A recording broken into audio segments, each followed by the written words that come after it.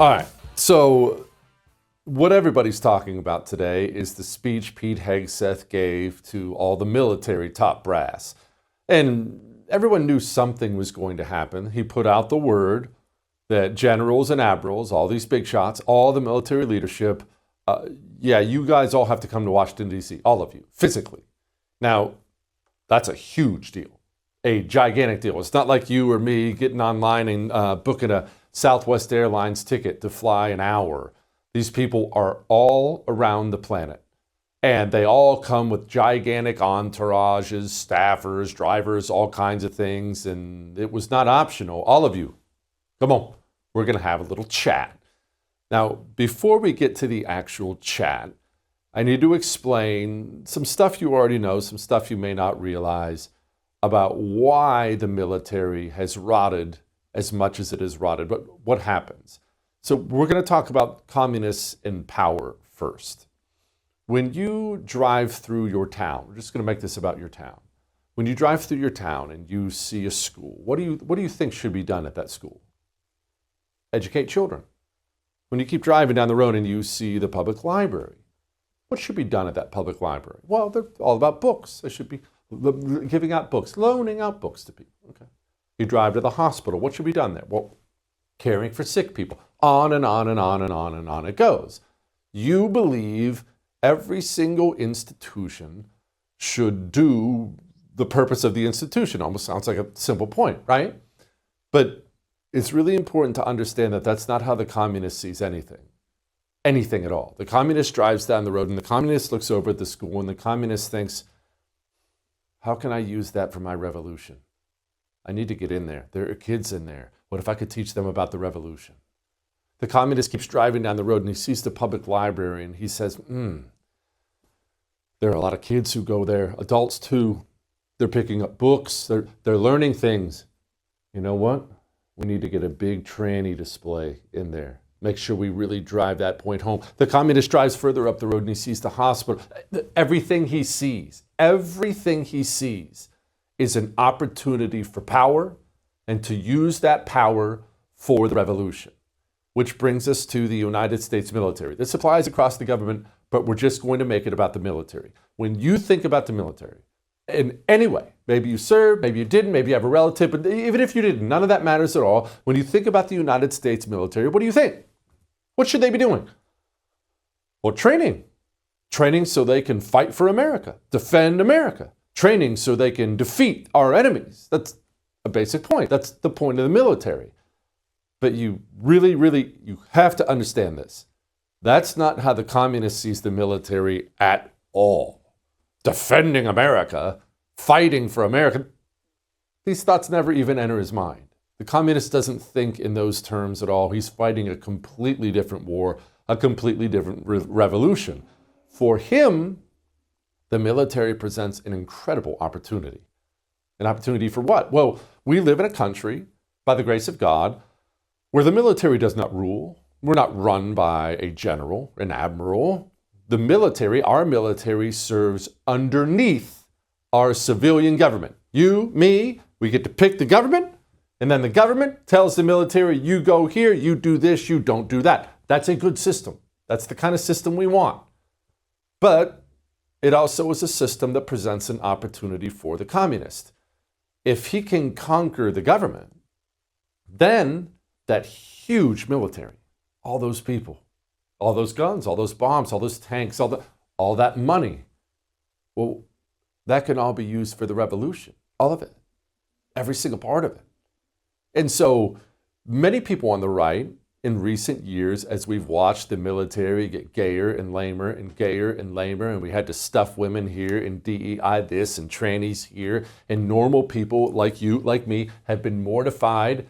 And it's a common way of thinking for normal people to say, why are they doing this? They're destroying the military. No, they're destroying what you think the military should do. They're destroying what I think the military should do. That's not what they think the military should do at all.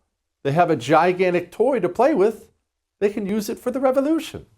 And so they have done everything they can do to that end, which is why this Trump term is so critically important, because our military in recent years has reached critical mass for communism.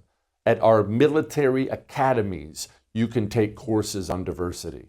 We have so much gay, rainbow, drag queen ugliness there, open anti-white racism. It has turned into Berkeley, a disaster, and it needs a lot of work. By the grace of God, our Defense Secretary, Pete Hegseth, has spoken endlessly about this long before he was Defense Secretary. He wrote a book about this. People who have fought for this country who know it is a big, big problem. So Pete Hegseth called all those generals, all those admirals, many of whom are responsible for the condition of our military, and they had a little chat today. From this moment forward, the only mission of the newly restored Department of War is this: warfighting, preparing for war and preparing to win, unrelenting and uncompromising in that pursuit. Not because we want war, no one here wants war, but it's because we love peace. We love peace for our fellow citizens. They deserve peace, and they rightfully expect us to deliver it. Our number one job, of course, is to be strong so that we can prevent war in the first place. The president talks about it all the time. It's called peace through strength. And as history teaches us, the only people who actually deserve peace are those who are willing to wage war to defend it. That's why pacifism is so naive and dangerous. Wow. When's the last time you heard a defense secretary talk like that? Certainly not Lloyd Austin with his mask and his face shield on. When's the last time you remember a defense secretary talk like this? Should our enemies choose foolishly to challenge us, they will be crushed by the violence, precision, and ferocity of the War Department. In other words, to our enemies, F-A-F-O. If necessary, our troops can translate that for you. As President Trump has said, and he's right, we have the strongest, most powerful, most lethal, and most prepared military on the planet. That is true, full stop. Nobody can touch us. It's not even close. No. Before I play this next one, I want you to understand something. I did 4 years in the Marines. I was nothing special, just an average grunt Marine. Did my time in Iraq. But because of that time in the Marines, and now because of what I do, I know a lot of veterans. A lot of veterans. And I'm talking the war fighting type, the trigger pullers, the guys who do not sit on base, the guys who have seen men die, their friends die, the guys who have killed people, the guys who are in these positions we need them to be in. I know lots of them. I count them as friends. We talk all the time. And you can't imagine the things they've said to me in recent years, the disgust they have with watching their pride, their military, watching it be completely destroyed by the Marxists. They're mortified. So many have already gotten out. Not only have they gotten out, they have told me over and over and over again, Jesse, my son will not serve. My daughter will not serve. They will not be serving underneath this disgusting leadership we have now in this country. Those guys, and some of whom are still in, and they write me anonymously, those guys have been dying for leadership that talks, thinks, and acts like them.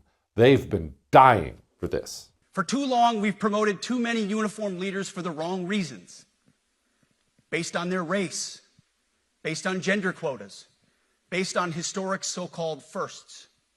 We became the woke department, but not anymore. No more identity months, DEI offices, dudes in dresses.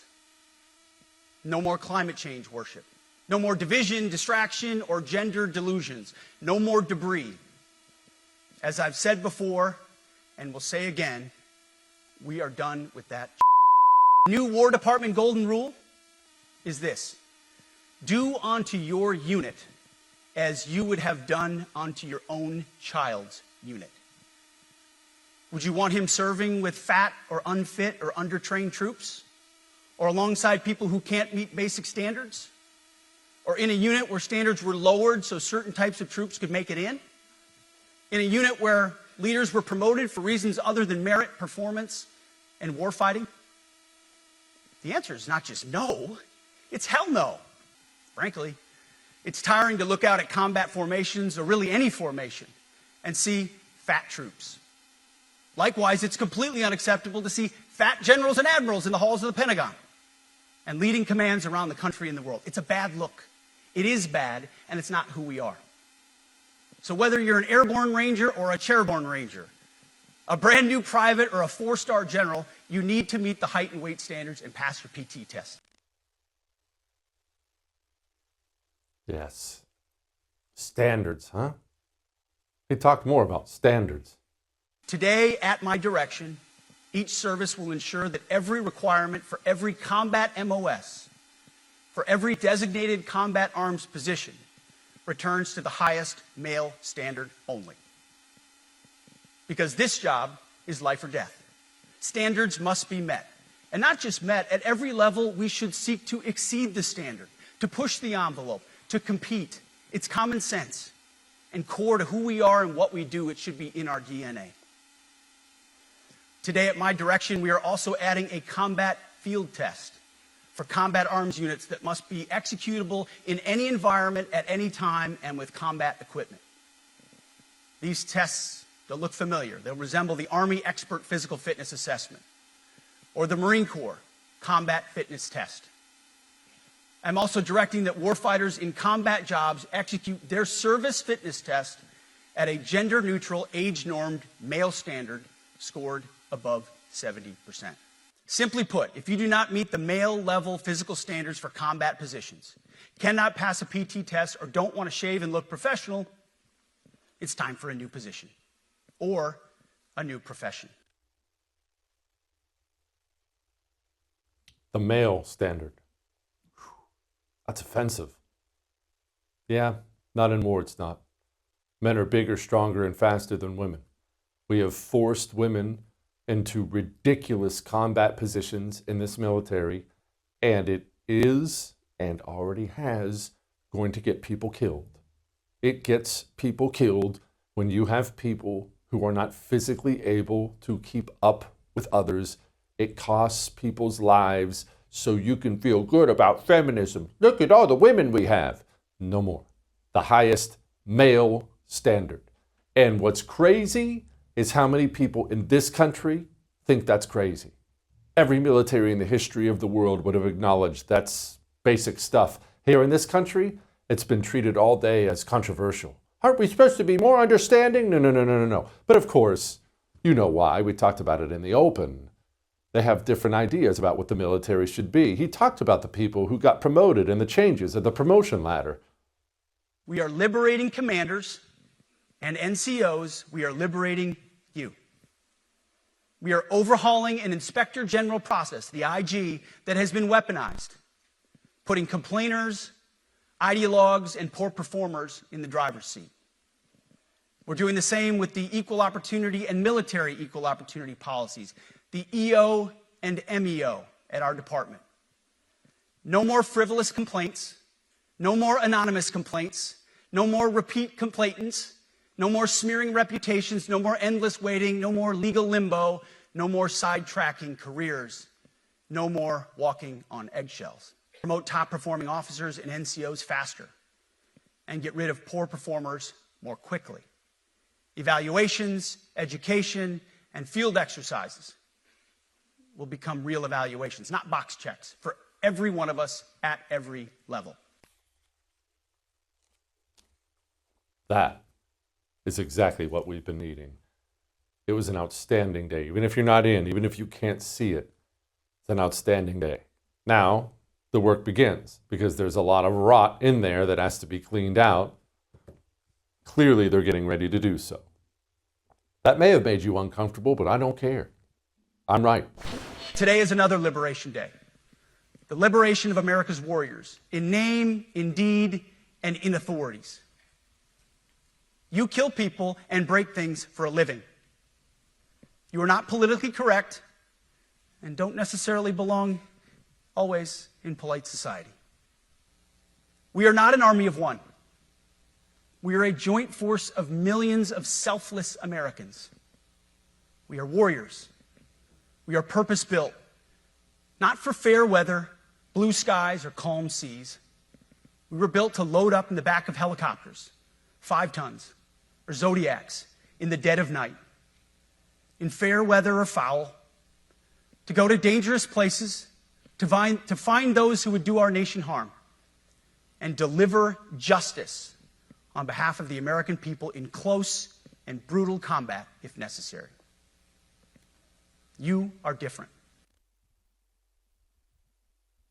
Gosh, it's been so long since anyone talked like that. Joining me now, United States Marine and national correspondent with The Blaze, Julio Rosas. Julio, man, I about came out of my chair watching that thing today. Yeah, I almost kind of want to go back if I didn't have this illustrious career of going into other crazy situations. But I mean, yeah, that speech. I know some people were saying, "Oh, it's a waste. Why this could be done over video conference call? This could be done over a meeting." But Jesse, you know how important formations are, in-person formations are in the military, and it's yeah, it was all this, this spectacle there's a reason behind that, right? It's to say, we're going to bring you wherever you're from, or your command is, it could be the other side of the world. We're going to bring you back to DC, to the area, so that you can hear directly from second guy, the guy in charge of the Department of War, close ally of President Trump, that things are different now. Like we're serious and we mean it. And all of the nonsense, all the BS that has been happening for a long time, even back in the early 2000s, that's over. And so I think, it was a much needed wake up call to the people above, the high brass, right? And this further exemplifies why, Secretary Hegseth was chosen by President Trump to lead the department, because he understands, as once an enlisted man himself, and he was an officer, not that high of an officer, but an officer nonetheless. And so that's a much needed perspective, especially as a former enlisted man myself. Julio, how could the brass let it get to the point where they needed a speech like that from the Secretary of War? So many people who were never in and don't really realize it, that they don't understand. They see that general and he's got all these ribbons, Julio, all these ribbons and medals, and he's got the real shiny collar, and surely that means he's a warrior for America and a patriot, right? How could he let this happen? Well, actually, it's not that all dissimilar from the talking heads, except for you, Jesse, of course, in the media and ground reporters. Because when you're on the ground and you see things for yourself, whether it's in a combat situation or in a reporting situation, you have a much different perspective than someone who is in the studio or back at this office, whether it's in DC at the Pentagon or some high command that's in Europe or Tampa, for example. So. It's inevitable. It's inevitable that you're going to lose some perspective, and that's why that's why they have senior enlisted advisors, right? So, but even then, that's still a high-ranking position, and so I think the reason why is just because they let it get to that point is just because it's just the politics, and yeah, people don't really understand unless you've been in the military and you've seen it, that once you get to the 2, 3, 4 stars, things get very, very political, very, very quickly, because if you don't support certain things, if you don't get along with the blob, the swamp of DC and the industry that supports it, you're not going to get anywhere, and you're not going to get that 3rd or 4th star. You're not going to get that high command that you might have been wanting since you were a cadet at West Point or something. So it's just the unfortunate, hubris that we've had, because. Yeah, our track record from from the war on terror is unfortunately it's atrocious. Not necessarily, it's not because of the ground guys. They obviously did their part. Jesse, you did your part, but it's the high-ranking people that make those tough decisions, and when they get clouded or they get distracted with all this nonsense of like, oh, we got to have DEI hires in our human resources department, as opposed to like, what's that going to actually like win battles and win wars? People are going to suffer, and I think. For example, how we ended the war in Afghanistan was the culmination of all that. I mean, that was decades of mismanagement and just total misdirection and mistrust towards the American people. But they couldn't hide that. They couldn't hide how us leaving that country in such a dishonorable way. Speaking of DEI hires, here was Dick Levine. Hello, I'm Admiral Rachel Levine. Climate change is having a disproportionate effect on the physical and mental health of Black communities. Black Americans are more likely than white Americans to live in areas and housing that increase their susceptibility to climate-related health issues. And 65% of Black Americans report feeling anxious about climate change's impact. Through our Office of Climate Change and Health Equity and the Office of Environmental Justice, we're working with providers and community leaders to identify innovative approaches that empower communities to address the health consequences linked to climate change. Julio, how much of that is still left in the military? Because it seems to me like Pete Hegseth has a lot of cleaning up to do. I would say there's still a big chunk. And we saw that, unfortunately, in the aftermath of Charlie Kirk being killed. There were a lot of uniformed personnel on their social media pages that are often were times supported by their command, saying the most horrific thing about Charlie and lying about him and what he stood for. But I remember during the early days of the Trump administration and the first term, I had to sign an understanding. I had to sign an agreement with through the DoD on social media use, and that whatever I posted had to be professional. It had to reflect good on the service and the department.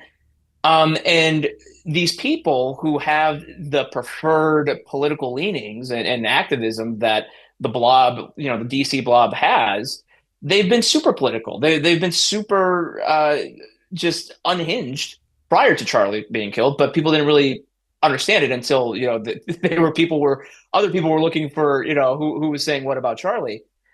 So there is this capture that is deeply embedded within the Department of War. This is just the first step to try to get that culture to change and get back to the basics, which is concerning because it's like, well, why haven't you guys been focused on this to begin with? Like you're dealing with life and death situations with the security of not just the country, but in many cases the world. And really, we've only been getting along just through the inertia that we've had for since the post World War II period and Vietnam and all that. This isn't Desert Storm anymore. I mean this is just brave new world stuff that requires serious people, and I think that the Trump administration is doing a good job to get it just back to the basics. Final one from me. Trump spoke about fighting the cartels today to all these guys. Here's what he said. Together with the leaders here today, we're also restoring a needed focus on defeating threats in the Western Hemisphere. Throughout this region, cartel terrorists have been allowed to wage a relentless campaign of death and destruction on our country, all because we had weak leadership on top. And we did a great job with it first term, but this is something else what we're doing now. We're taking it to the next level, probably next level times 3. Julio, what does that mean?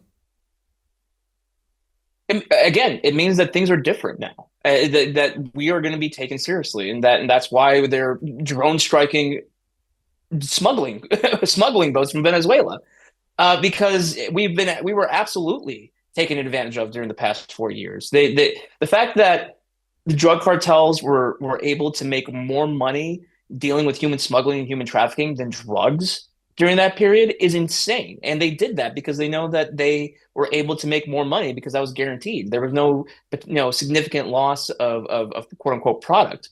And so now that we have, again, serious leadership to safeguard the homeland, this is what it means. And Jesse, we've talked about this before, where I'm not exactly sure if it means we're going to, do full invasion of South America, but something has to change. And that's why Trump was elected, because the status quo, especially within, the Department of, the former Department of Defense, it was a total joke. It was a total joke. Everyone saw it. Everyone knew it. But because, again, it is of this going along to get along attitude within the halls of the Pentagon, no one wanted to do anything because it risks their career. And so Again, I think this speech was much needed. It was very refreshing. I was very motivated with it, and I've been out for over 4 years now. So if I were in, I'd be very happy. I will just put it that way. I'd be very happy if I was still in.